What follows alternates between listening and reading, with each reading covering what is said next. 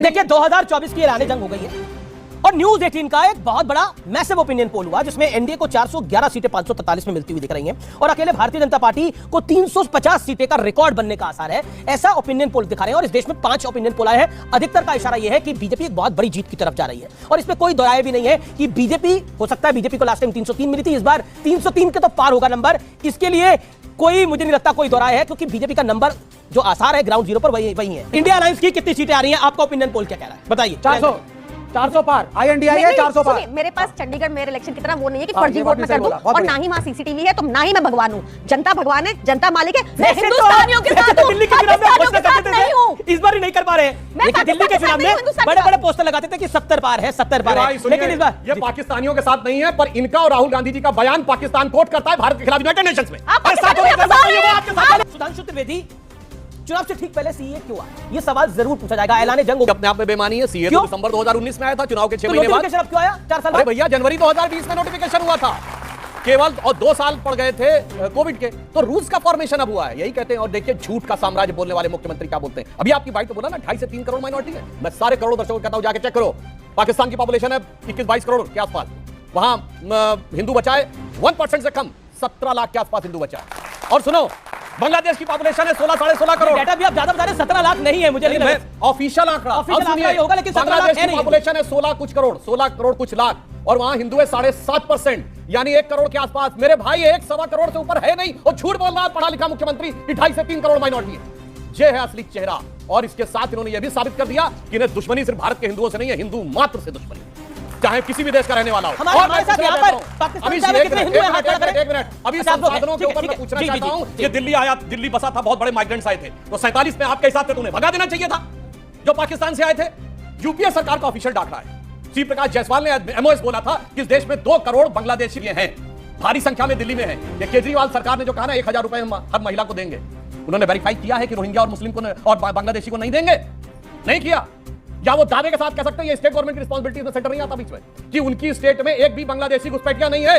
इसका मतलब सरकारी खजाने से बांग्लादेशी घुसपैठियों को पैसा देने को तैयार है, हजार रुपए ली, और यहां कह रहे हैं कि साहब हमारा नौकरी खाली जाएगी। मैं जवाब देता हूं प्रियंका जी से, लेकिन मेरे सवाल का, क्योंकि आपने बोला ये सवाल बेमानी और मेरे सवाल का जवाब नहीं आया, मैं दोबारा आपके पास आऊंगा। प्रियंका जी, कई सारे गंभीर सवाल डॉक्टर सुधांशु त्रिवेदी ने उठाए, बीजेपी मेंबर ऑफ पार्लियामेंट ने। एक सीधा सवाल है, क्या बीजेपी एक नैरेटिव बिल्ड कर रही है कि ऑपोजिशन इज एंटी हिंदू?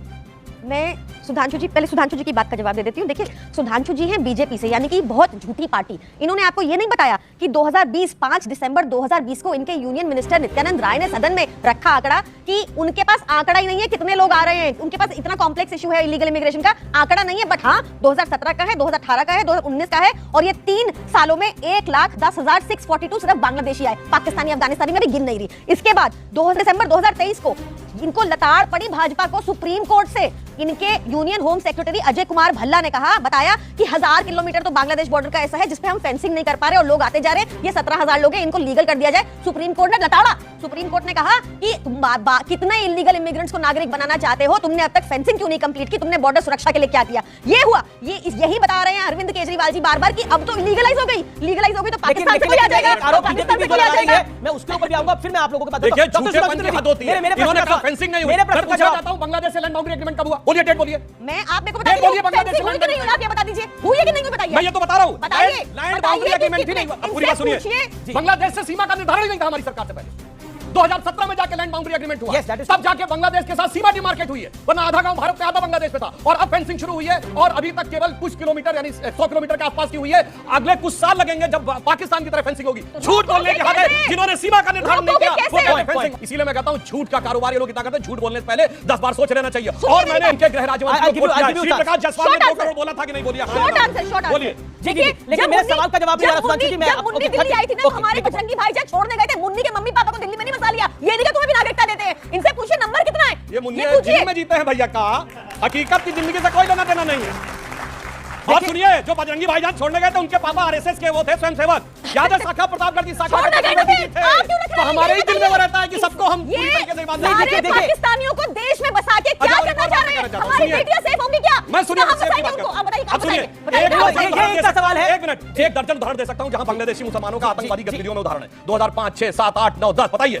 सुनिए, लखनऊ, फैजाबाद, बनारस से लेकर जयपुर ब्लॉक से लेकर हैदराबाद से लेकर, सुनिए पूरी बात होने दीजिए, शांत बोलिए, शांत। बांग्लादेशी मुस्लिम एक चुनौती से कहता हूं, बताइए जिसमें पाकिस्तान या बांग्लादेश के हिंदू, सिख, जैन, बौद्ध। आज 2024 में मुझे बताएं, जब ये संसाधन क्रिएट नहीं कर पाए ना, लिमिटेड संसाधन है लोगों के पास, तो कैसे कितना डिस्ट्रीब्यूट डिवाइड करना है, इनसे पूछ लीजिए। You made your point, you made your point. सुनिए, केजरीवाल जी का वीडियो है कि जब तक केजरीवाल बैठा है वक्फ बोर्ड को पैसे की कमी नहीं होगी, इतना पैसा रहेगा, इतना पैसा रहेगा, है तब संसाधन नहीं याद आता है। सर, हैं? आप मौलवियों को तनख्वाह देने में संसाधन नहीं याद रोहिंग्या आता को डिपोर्ट क्यों नहीं कर रहे? कैसे घुस रहे देश में बताइए। अच्छा, एक बताइए सेकंड। कैसे घुस रहे हैं? हमारे टाइम कैसे में घुसे? हमारे आपके टाइम में घुसे 2017। अच्छा, रोहिंग्या, अरे आपके चलो, टाइम में घुसे। अरे सुनिए, आप EWS अरे सुनिए, फ्लैग दिए रोहिंग्या पे एक ट्वीट उनको। दिखाइए, केजरीवाल का एक ट्वीट रोहिंग्या पे, केजरीवाल का एक ट्वीट रोहिंग्या पे। फ्लैग देंगे। बांग्लादेश में 1971 में 25% हिंदू थे। आज वह हिंदू हालात ऐसी है, जो ऑफिशियल आंकड़ा है वो 8-9% कहता है, लेकिन जो ग्राउंड जीरो की रिपोर्ट है वो कहती है 5% से भी कम है, और उसमें से भी 2.5% कन्वर्टेड है। ऐसे हालात है बांग्लादेश और पाकिस्तान के अंदर। और आप बात करते हैं ये हिंदू और सिख, जैन, बौद्ध, ईसाई, ये कहां जाएंगे, और खासतौर पर हिंदू और सिख कहां जाएंगे अगर अपने मूल वतन में नहीं आएंगे? तो पॉइंट ये है,